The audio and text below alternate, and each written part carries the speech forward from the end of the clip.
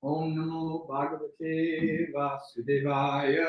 Om Namo Bhagavate Vasudevaya. Om Namo Bhagavate Vasudevaya. Om Namo Bhagavate Vasudevaya. Om Namo Bhagavate Vasudevaya. Om Namo Bhagavate Vasudevaya. Reading from Canto 5, Chapter 1, verse 16 through 19. Chapters entitled Activities of Maharaj Priyavrata. We're in the midst of Lord Brahma instructing Maharaj Priyavrata as he's in a bit of a dilemma. He's getting multiple instructions from multiple people that he respects and trusts. And Lord Brahma has come in to kind of close the deal on what he knows is best for Priyavrata and what's best for the universe. And so Brahma's coming in as the closer, because there's been a bit of a debate between Swayambhuva Manu and Narada Muni, who have apparently ostensibly different interests. And so Brahma's coming in to do the close.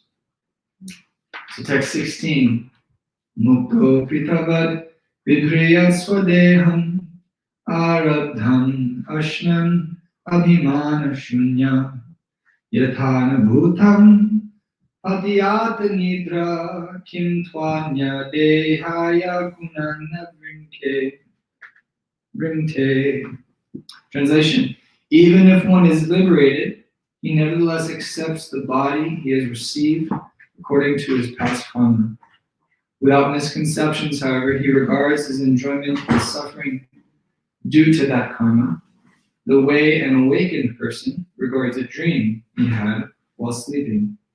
He thus remains steadfast and never works to achieve another material body under the influence of the three modes of material nature. And before we read Srila Prabhupada's purport and discuss, I'd like to just offer my respectful obeisances unto all the Vaishnavas present and abroad, that I can honor and glorify the holy text of Srimad Bhagavatam, as well as remember the kindness and mercy that I've been given by my spiritual master, and all the Vaishnavas that have entered my life by the grace of Krishna, and that I can honor their gifts by speaking with a grateful heart. Hare Krishna. Purport. The difference between a liberated and conditioned soul is that the conditioned soul is under the concept of bodily life, whereas a liberated person knows that he is not the body, but a spirit, different from the body. Priyavrata might have thought that a conditioned soul is forced to act according to the laws of nature. Why should he, who was far advanced in spiritual understanding, accept the same kind of bondage and impediments to spiritual advancement?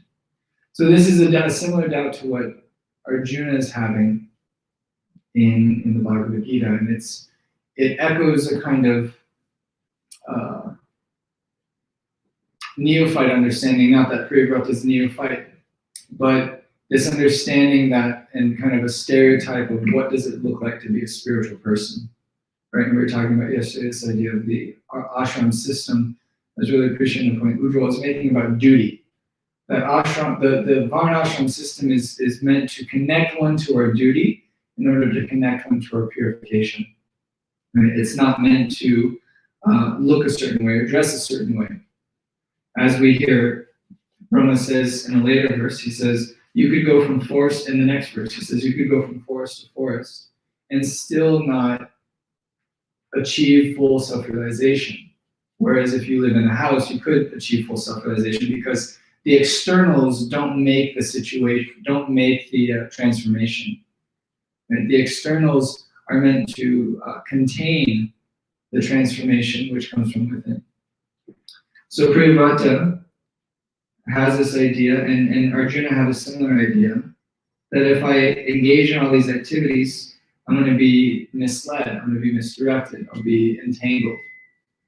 And Krishna spends pretty much the entire Gita telling him, no, that's not how it works. It doesn't work because you're doing a certain thing, therefore you're getting a certain kind of reaction. It goes deeper than that. To answer this doubt, Lord Brahma informed him that even those who are liberated do not resent accepting in the present body the results of their past activities. While sleeping, one dreams many unreal things, but when he awakens, he disregards them and makes progress in factual life. Similarly, a liberated person, one who has completely understood that he is not the body, but a spirit soul, disregards past activities performed in ignorance and performs his present activities in such a way that they produce no reactions. I think it was Lokaram, he was mentioning this idea that, or someone recently, that regret, no, my guru, he was saying regret is not a bad thing. Like excessive regret and guilt, right? Kind of lamenting and becoming absorbed in something of the past and past mistakes and past activities, that becomes detrimental, becomes disturbing to the path, doesn't actually uplift one. But a sense of remorse, there's another word that Bhaktivinoda Thakur uses. Anyway, yeah, the sense of remorse, the sense of contrition, right? This sense of contrition for, in so many ways, for so long, I've been kind of wasting the powerful independence that I have as a living entity, right? It can become an impetus, it can become a fire to boil the water of our desire, to then really to extend it out, cook the grains of what we need to do, right? So the liberated person is not consumed by the past or the present, right? Sat means the eternal now. It means to be in this. It's kind of a common in. It's a bit, I would say, can be overused, but this idea of being here and now. Like that's what Sattva-gun means. Sattva-gun means you're not thinking of something in the future, right? You have the goal so clearly embodied in your present situation that that in the present moment, you're actually taking full advantage of that experience. And so the liberated person is not lamenting because of things performed in the past out of ignorance. It's actually just another form of self-absorption. Think how bad I am. Oh, I have bad thoughts. I have bad things. I'm a bad person. And that's a childlike narrative. Right? The liberated person is not contained to that limiting narrative. This is also described in Bhagavad Gita. Yagyartat kamanonyatra loko yam kamavantana. If one performs activities for the satisfaction of the Supreme Personality of Godhead, the Yagya Purush, his work done does not produce reactions, whereas karmis who act for themselves are bound by the reactions of their work. A liberated person, therefore, does not think about whatever he has ignorantly done in the past. Instead, he acts in such a way that he will not produce another body by fruit of activities. So, one topic that we'll get into during this discussion of these verses is the idea that really there's no overlap between, and we'll explain, there's no overlap between illusion and Krishna for the liberated person. There's not a distinction that they're protecting themselves from. They're just focused on Krishna. They're not avoiding anything. They're just absorbed in the spiritual energy. Bhagavad Gita mentions Mam Chayo Vyabhicharana Bhakti Yogena Sevate Sagunan Samatityakan Brahma Bhuyaya Kapate. Prabhupada quotes this verse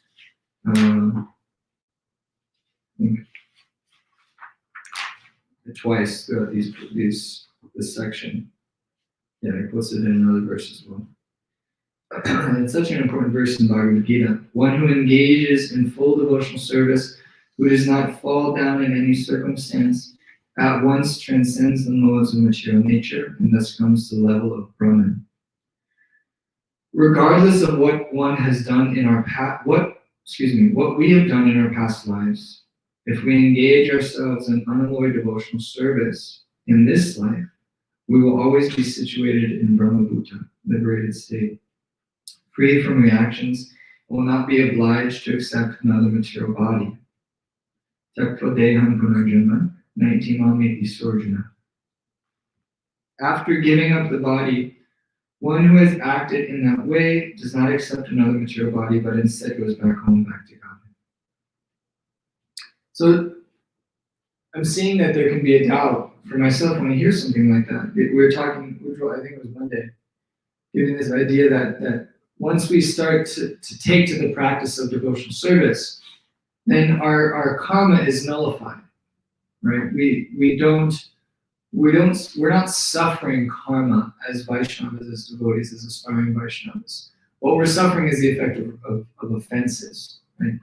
So then what is kind of the mechanism in play then is my offensive mentality, which I've cultivated lifetime after lifetime, right? Is continually entangling me in other offensive situations, and therefore I'm suffering some kind of reaction, some kind of result. But it's not the karma of my past life. So I've thought of this sometimes about, being free of karma and at the same time suffering some kind of reaction. Bhakti is not about a kind of negative process. Bhakti is really an addition. It's a positive process. It's adding something more. It's not stopping meditation, or it's not stopping thinking about the material world and sense gratification, but it's actually adding, engaging our thoughts, engaging our mind in something of a higher nature. It's the higher taste principle. And so, Tyaktva deham punarjanma naitimam iti sorjana. Right? It's understanding a higher nature And by understanding a higher nature, one is not then limited and restricted by taking birth again. Right? One does not accept a material body because one is not focused on the past. One's not focused on the material body. One's focused on Krishna. One's focused on the positive aspect, the positive goal, and is moving towards that, not contemplating the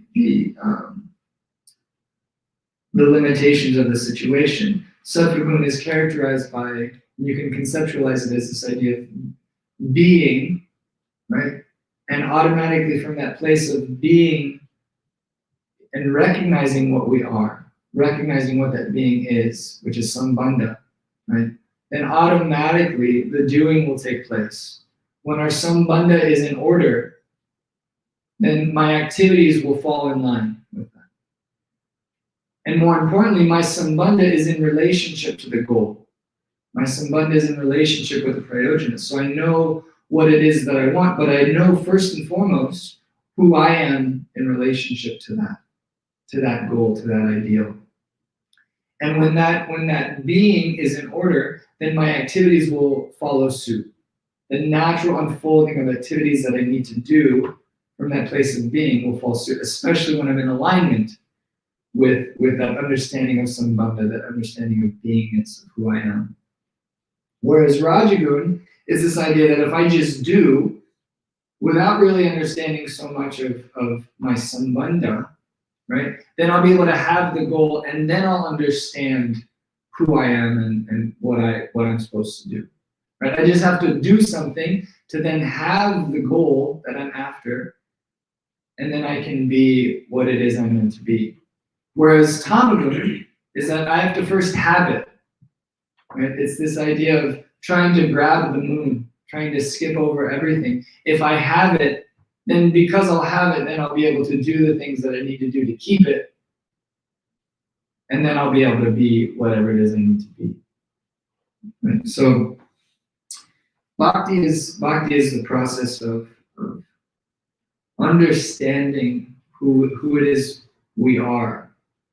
Even and that refines the deeper and further that we dive into our practice of sadhana. Text 18. Yasat saptan, Yasat sapatnan vijigishamano griheshu nirvisha yateta purvan atyeti durga shrita urjitarin kshineshu kaman vichare vipaschit. One who is situated in household life and who systematically conquers his mind and 5 sense organs is like a king in his fortress, who conquers his powerful enemies. After one has been trained in household life and his lusty desires have been decreased, he can move anywhere without danger. There's this idea of the crucible. Excuse me, Guru, did you do the 17? Because I couldn't know if I missed it. I skipped. Thank you. I flipped 2 pages. Excuse me. 17. Vayam pramatasya vaneshu apisya yatha saaste sahasat sapatnam jitendriyasyatma ratir budhasya grihashrama kim nukarotya vadyam. Even if he goes from forest to forest, one who is not self-controlled must always fear material bondage, because he is living with 6 co-wives, the mind and knowledge-acquiring senses. Even in household life, however, cannot harm a self-satisfied learned man who has conquered his senses. Srila Narottam purport. Srila Narottam Das Thakur has sung Grihe Bhavane Te Take Ha Goranga Bule Dake. Whether one is situated in the forest or at home, if he is engaged in the devotional service of Lord Chaitanya, he is a liberated person. Here this is also repeated. For one who has not controlled the senses, going to the forest to become a so-called yogi is meaningless, because his uncontrolled mind and senses are going with him. He cannot achieve anything. even by giving up household life and staying in the forest. I like this point that Kishore made, that because generally what, the point that is being made is that the environment doesn't make you who you are, in the sense of you're not going to be renounced just because you go to the forest, just because you dress a certain way, just because you live in a certain location. Renunciation and self-satisfaction comes from a place entirely within. Fulfillment comes from a different place than just the external situation.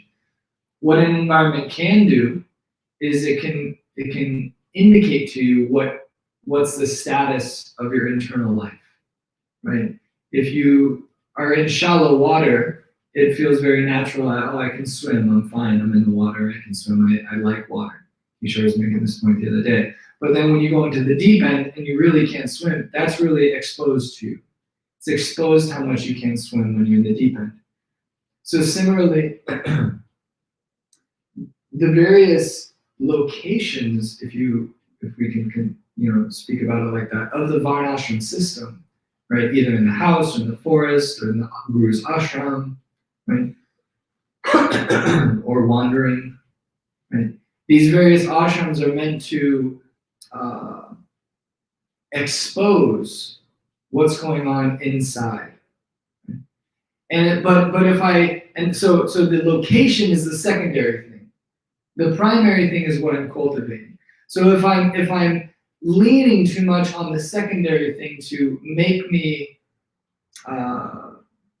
fixed, right? To fix me, right? Then I'm actually misusing the Varnashram system, and I'm not going to get the desired result, because I'm just going to go from location to location. We see this with devotees, right? Someone joins, and all of a sudden, the process of purification starts to happen, and the anarthas start coming out. They're like, well, I don't like this here. I don't like the people here. Everyone's really mean. And then they go somewhere else, and they have the same kind of issues somewhere else, and then they go somewhere else. And everywhere they go, there's always some jerk. There's always, the man, the authority is always getting down on them. Right? Always getting down on me. But it's not, because Prabhupada quotes this Bengali proverb.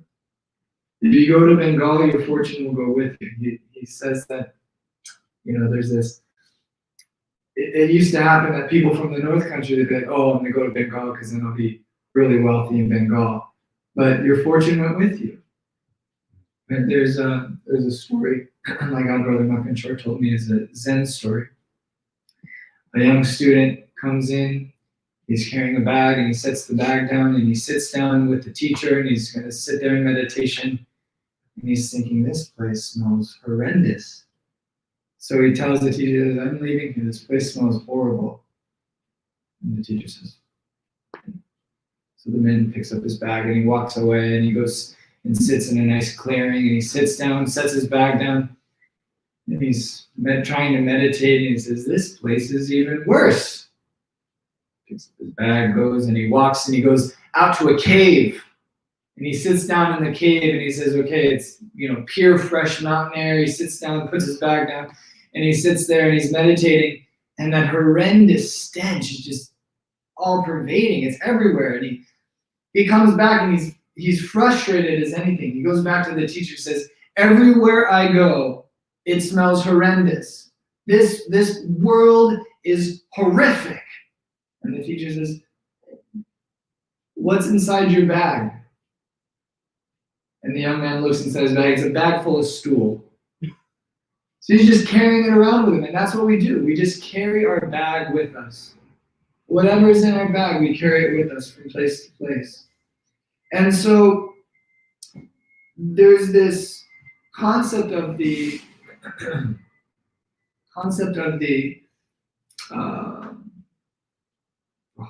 we're skipping the one. Container of molten lava. Crucible. Thank you. Kelly and I were discussing it yesterday on the podcast. Wait, that's what that is? What? Crucible means a container of molten lava? Molten metal. Molten metal. Yeah. Oh, okay. So crucible is a container in which you pour molten material in order to let it cool. Right? You can also heat things in a crucible. Right? A crucible is such strong alloyed metal that you can actually heat other metal inside of it to purify it. All the impurities can come to the top or sink to the bottom. And you can also hold it in there while it cools so that then it can be made into a malleable, useful tool. Right? And there are different types of crucibles in our life. The ashram, any type of ashram is a crucible. It's a container in which I can pour the hot molten lava of my unrestricted desire to enjoy in this material world. I can pour that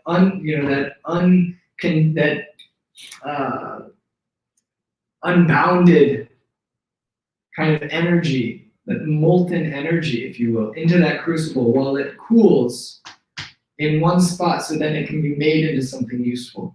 Right? And what happens is that otherwise, molten metal, I can try and use that molten energy, right? But what it does, it'll just destroy anything it touches. It actually ruins things it touches. It lights things on fire. It melts things. You can't actually use it for anything purposeful besides destruction. In a similar way, the unbounded desire to try and enjoy and tap Krishna's resources in this material world becomes a destructive thing, right? Outside of the varnashram system, in other words, outside of any crucible. And another way we can conceptualize crucible is commitment, right? Which links this idea that Ujjwal was saying yesterday about duty. When I commit to anything in this material world, it's scary. People don't like commitment. A few years ago during Kartik, when I had this college program at CSU, we did a whole program on commitment.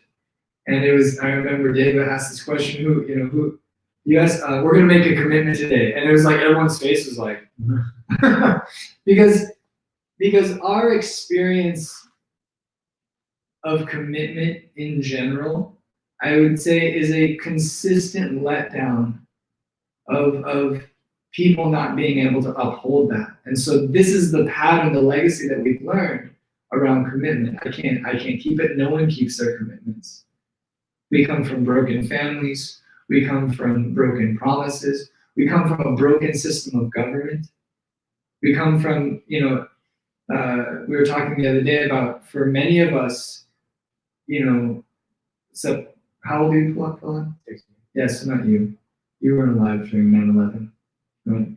But there's this moment, and for some people, for our generation at least, there's this moment in history where it's like distinctly exposed that the government wasn't always truthful. Right? I mean, there's been many instances in history where our examples of authority have broken our trust. Right? So commitment, trust, all these things are very fragile. It's the last wobbling wet leg of Kali Yuga, right? Cleanliness is out of the picture practically, right? Austerity is out of the picture practically. Mercy is practically. I mean, it's a very vicious world that we live in.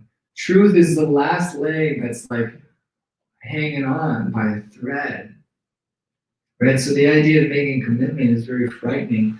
But in the crucible, it holds us over that flame long enough for the impurities to come out, and long enough still to then cool down into something useful that can be then malleable and made purposeful, made useful.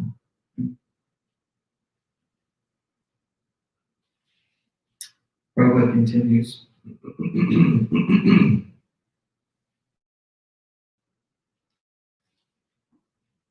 If you go to Bengal, your fortune will continue, or go with you. Our first concern, therefore, should be to control the senses. And since the senses cannot be controlled unless engaged in the devotional service of the Lord, our most important duty is to engage the senses in devotional service. Rishikena, Rishikesha, Sevana, and Bhakti. Bhakti means engagement of the purified senses in the service of the Lord. Again, this positive process of engagement, not negation. The positive process of connecting ourselves by commitment, by duty, by a sense of duty to something much greater than ourselves, and engaging in that service. Herein, Lord Brahma indicates that instead of going to the forest with uncontrolled senses, it is better and more secure to engage the senses in the service of the Lord. Even household life can do no harm to a self-controlled person acting in this way. It cannot force him into material bondage. Srila Rupa Goswami has further enunciated this position. Regardless of one's circumstances, if one fully engages his activities, mind, and words in the devotional service of the Lord, he should be understood to be a liberated person. Bhaktivinoda Thakur was a responsible officer and a householder, yet his service to cause the expanding of the mission of Lord Chaitanya Mahaprabhu is unique. Srila Prabodhananda Saraswati Thakur says, Duradhyantendriya khala sarpa pathadi proktahata damstrayate. The sense organs are certainly our greatest enemies, and they are therefore compared to venomous serpents. However, if a venomous serpent is bereft of its poison fangs, it is no longer fearful. Similarly, if the senses are engaged in the service of the Lord, there is no need to fear their activities. The devotees in Krishna conscious movement move within this material world, but because their senses are fully engaged in the service of the Lord, they are always aloof from the material world. Text number 18. Yatsat sapatnam vidi ishmano grinishu nirvashayate tapurvam atyeti durga shrita ujitarim ki shineshu kaman vicharet vipaschit. One who is situated in household life and who systematically conquers his mind and five sense organs is like a king in his fortress, who conquers his powerful enemies. After one has been trained in household life and his lusty desires have decreased, he can move anywhere without danger. The crucible. Grihastha ashram is this crucible.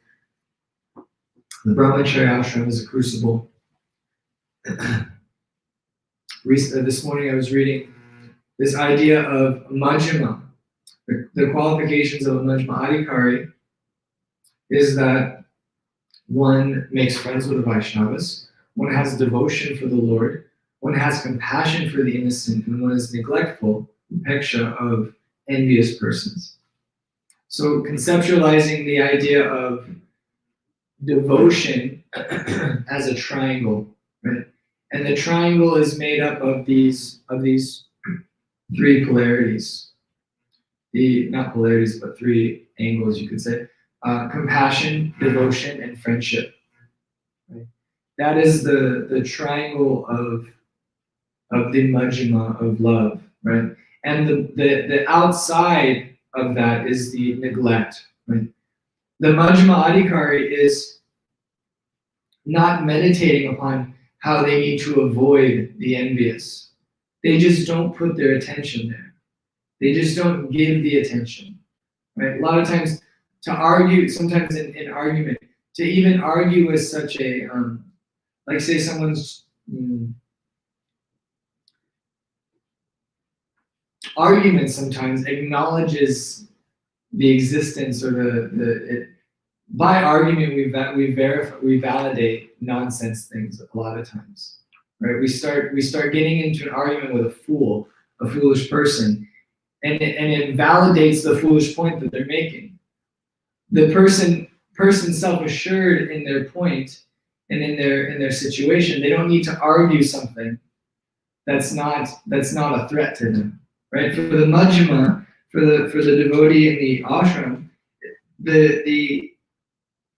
the fangs of the serpent of the senses are not a threat, right? For one absorbed in Krishna consciousness. So in that way, Prabhupada saying in the purport here, a student fully trained becomes Jitendriya, a conqueror of the senses. Such a mature student is allowed to become a householder, and because he was first trained in conquering the senses, he retires from household life and becomes Vanaprastha as soon as the strong waves of beautiful life are past, and he reaches the verge of old age at 50 years or slightly more. A king in a strong fortress can conquer powerful enemies. So a householder in the Grihastha ashram, household life, can conquer the lusty desires of youth and be very secure when he takes Vanaprastha and sannyas. Right, so the serpent whose fangs are pulled out, that's why those persons can play the flute and the serpent comes up and it dances. There's actually no danger there. It looks dangerous to a person that doesn't know that this person has mutilated this serpent, this snake, right, has taken out the venom, right? But the person that knows that the snake has no teeth to, distribute venom, they're not scared of that. They're not concerned of that, right?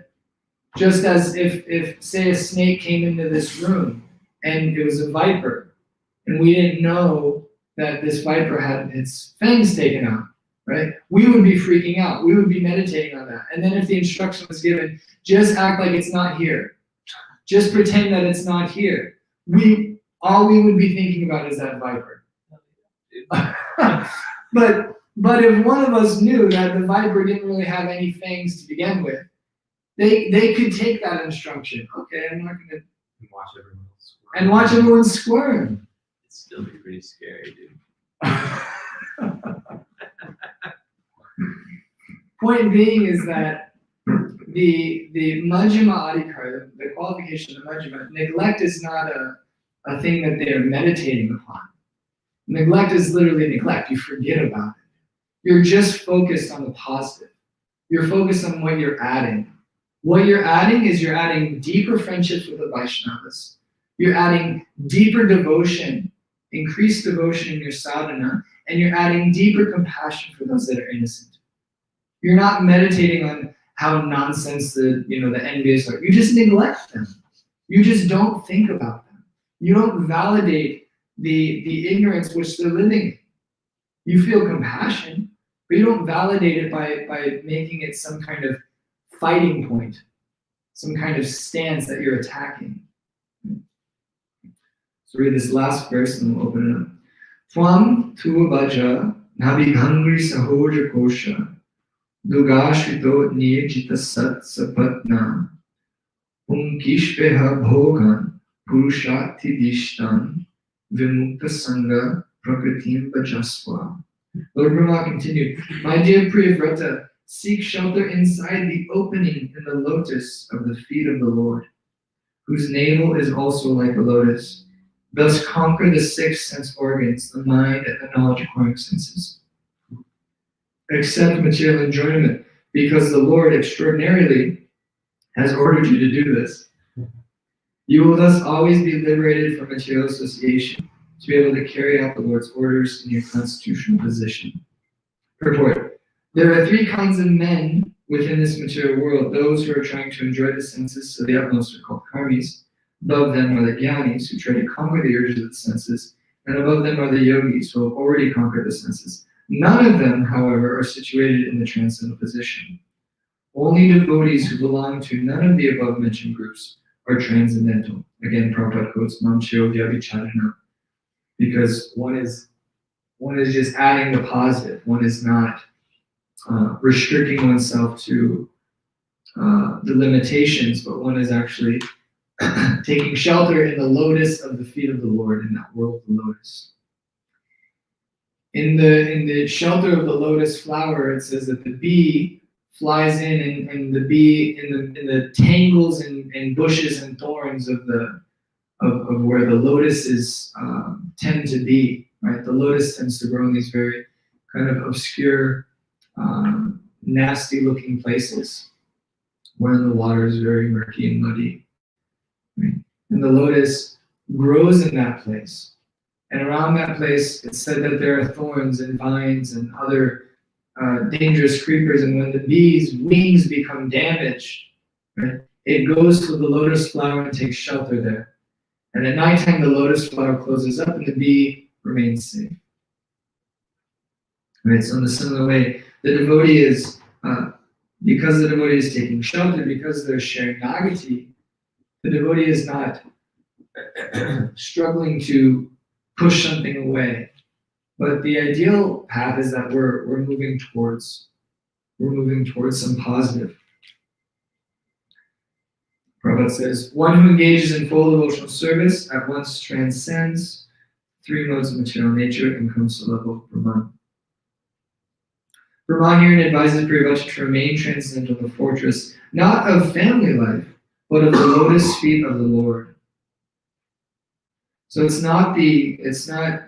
you're not taking shelter of the fallible soldiers. You're not taking shelter of the container per se.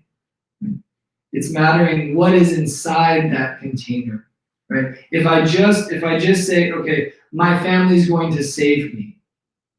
No, the spiritual center that you maintain while in family life, seeing your family members as devotees of the Lord, right? Not seeing the family as objects that you can enjoy or exploit. Right? That connection to your sadhana is what will uplift you, right? And the family becomes a container, a mirror. The ashram becomes a container or a mirror to reflect when I'm not doing that, when I'm trying to take advantage or exploit or enjoy.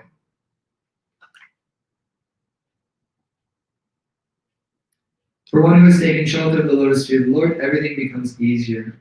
Indeed, even crossing the great ocean of nescience, Bhavam Buddhi, is exactly like crossing the hoofprint created by a calf, Vatsapadam. For such a devotee, there is no question of remaining in a place where every step is dangerous. Our actual duty is to carry out the supreme order of the personality of Godhead.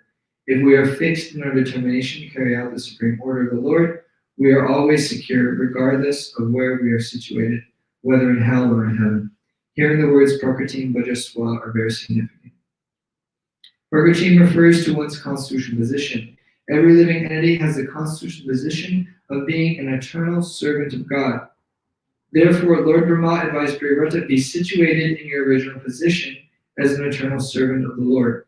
If you carry out his orders, you will never fall, even in the midst of material enjoyment. Again, that sambandha, being, who are you, understanding that, and acting from that place, acting from that acceptance and that claiming of our eternal situation.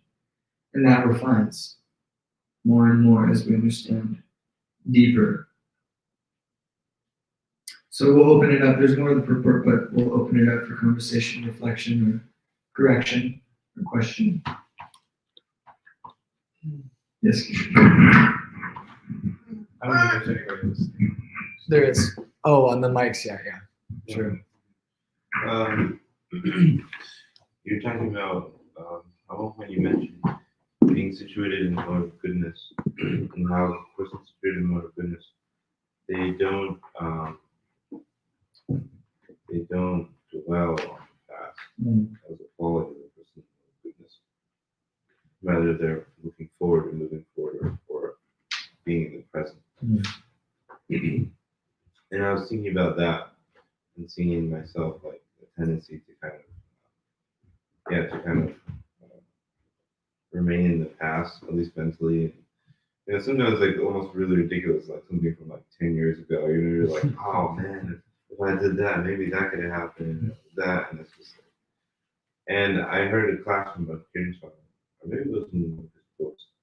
And he was saying how careful we have to be about our thoughts, because our thoughts also have substantiality to them, naturally take up space. And he also even said that, you know, and also in terms of how it affects people around us, you know, if we're thinking about them in a particular way.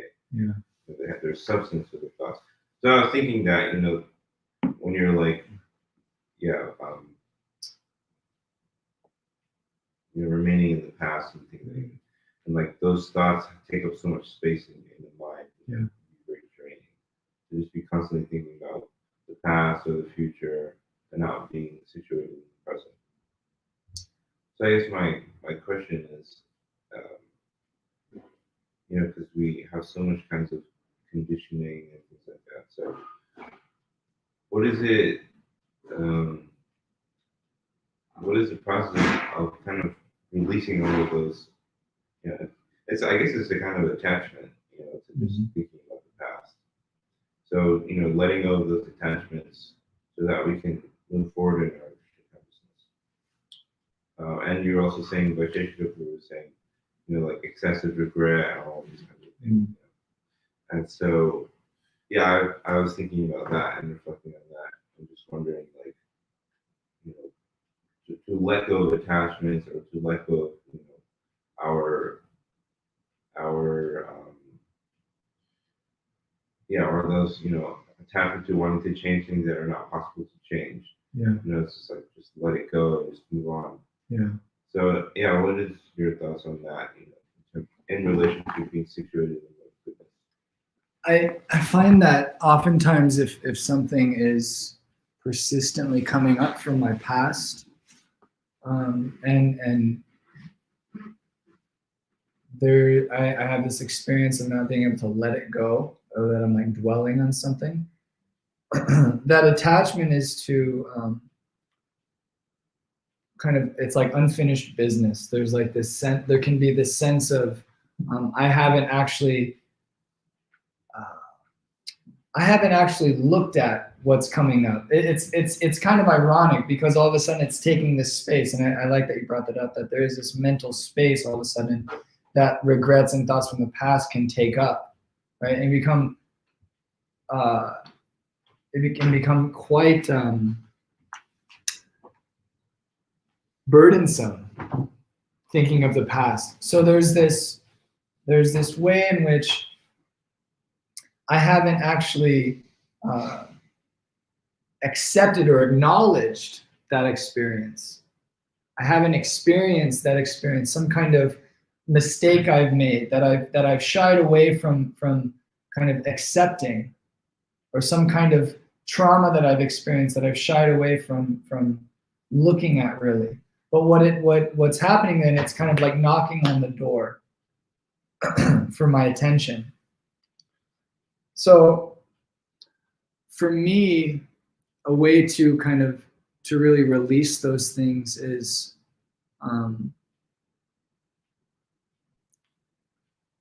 it seems kind of counter to what I'm saying, right? In the Sattva-gun, you're not supposed to dwell on the past, but there is a powerful thing of really owning the past, right? And just as I was saying in the first verse, that the liberated person recognizes that they've made mistakes in the past, and they're not lamenting over those mistakes in ignorance, but they acknowledge those things.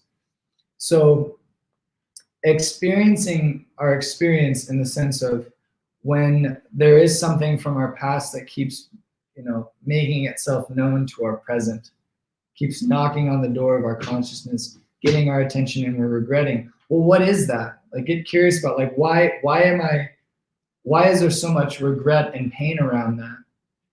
And we can look at that, and by actually kind of bringing ourselves to acknowledge it, then we can release it. I'm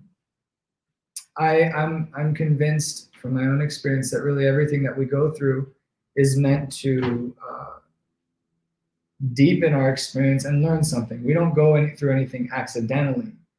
Right? Lessons are repeated until learned. So if I haven't actually learned the lesson that I was supposed to learn from some experience in the past, then it's going to keep coming up in different ways or another.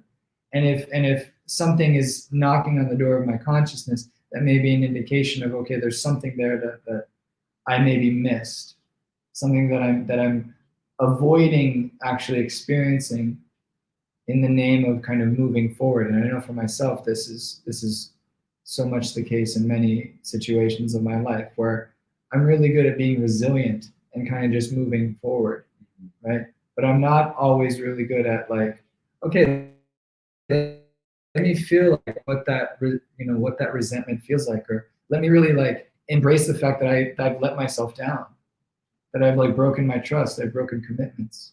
And what does that feel like? What does that kind of hurt feel like? And I miss my opportunity to actually like feel that, so then I don't learn it.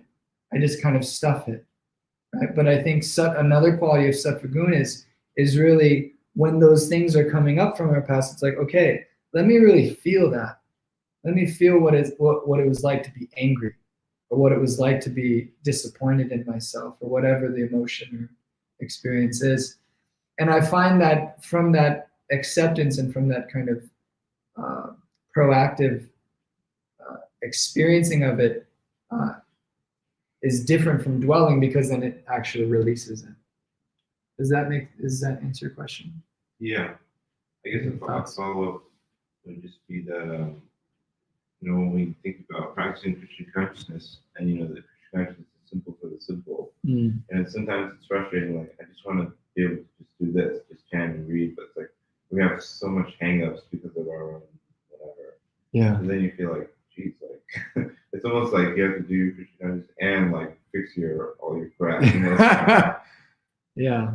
Because sometimes I like to think that, like, well, if my devotional service is not to a particular quality, then all these things won't get solved on their own. Yeah. So then it's like, okay, which one do you do first? Yeah.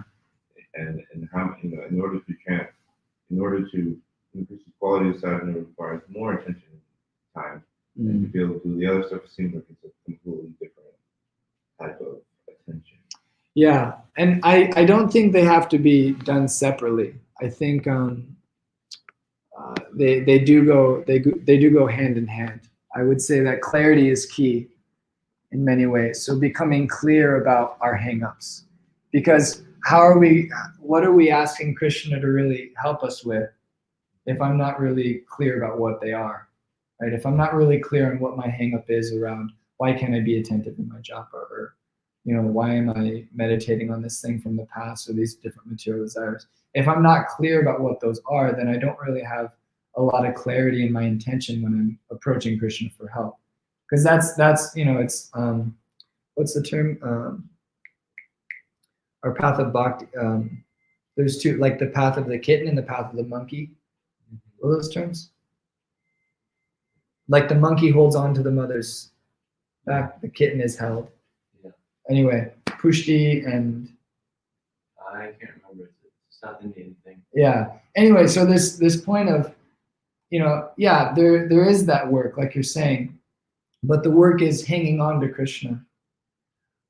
What that looks like is taking responsibility for our experiences, for our actions, taking responsibility for becoming clear about what it is that I'm really needing to give to Krishna, to surrender, to be supported in.